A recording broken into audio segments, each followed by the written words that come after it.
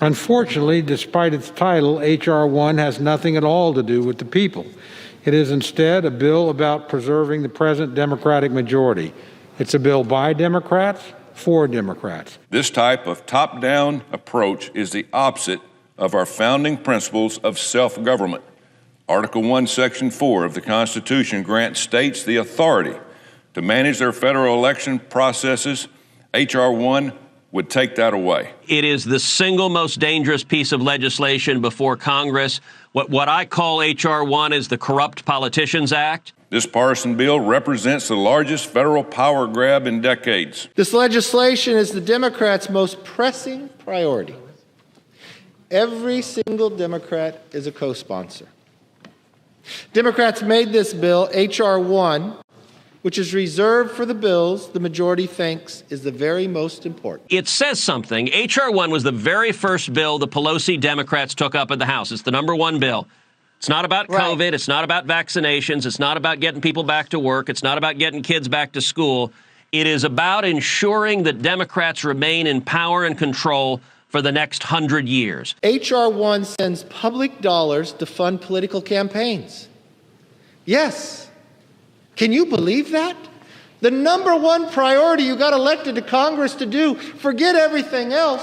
I want to make sure I get more taxpayer money to fund my own campaign. I got to make sure I get reelected, not that the kids go back to school. HR-1 is an affront to the United States Constitution, and the drastic impact of this legislation would have on federalizing elections, restricting free speech, and accelerating the divide in this country. The same party that wants to change Senate rules when they lose a vote, pack the Supreme Court when they lose a case, and throw out the Electoral College every time they lose the White House, now wants to forcibly rewrite 50 states' election laws from Washington. Democracies die when one party seizes control of the elections process, eliminates the safeguards that have protected the integrity of the ballot, places restrictions on free speech, and seizes the earnings of others to promote candidates they may abhor. That's the bill before us today. It sets up automatic voter registration, which would result in millions of illegal immigrants and criminals and felons being able to vote.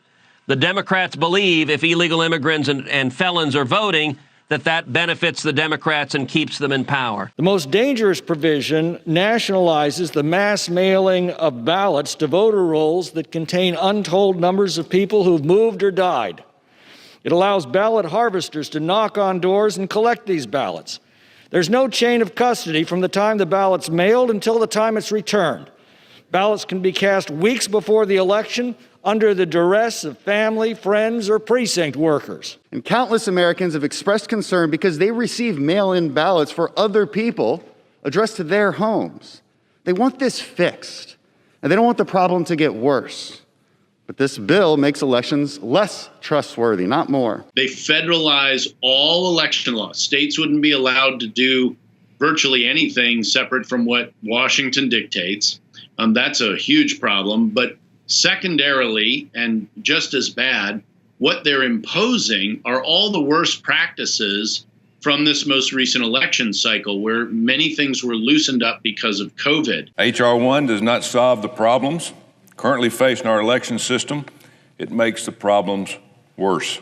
Democrats have labeled the bill For the People Act, but it really should be called For the Democrats Act. After a divisive election season, allegations of election fraud, objections to the Electoral College, and impeachment, a friend of mine on the other side of the aisle recently asked, what would it take to unify our country? My answer is that it's certainly not this legislation, which from my standpoint is the most divisive, unconstitutional, and destructive piece of legislation in my time in Congress. Though the majority claims this bill is about reforming our political system, the reality is most of the changes in this bill, if enacted into law, would be to benefit the majority and to the detriment of the minority. It's truly a breathtaking attempt for a party in power to try to consolidate power by changing the system drastically to their advantage. And unfortunately, what they view as their advantage is opening the door to fraud. Different states and localities settle questions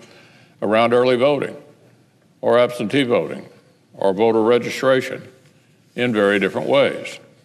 Washington Democrats want every county in America to have the answer to all those questions the way they want. This bill, however, federalizes elections and takes control of elections from state and local governments. It will grant federal government unprecedented power over voting processes and pave the way for rampant fraud, abuse, and litigation. Literally automatic registration of voters, which sounds like a nice, convenient thing, except when a lot of those people registered won't be citizens.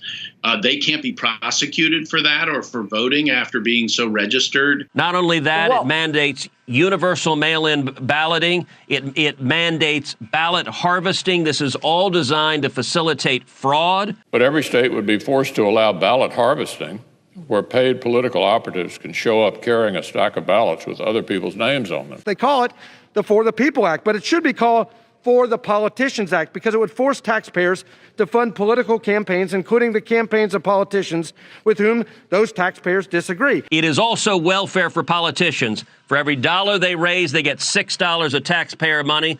It is all about keeping Democrats in power. It even allows, for the first time ever, taxpayer funding of federal campaigns with a 6-to-1 government taxpayer-funded match in most cases. Democrats are also coming after America's free speech.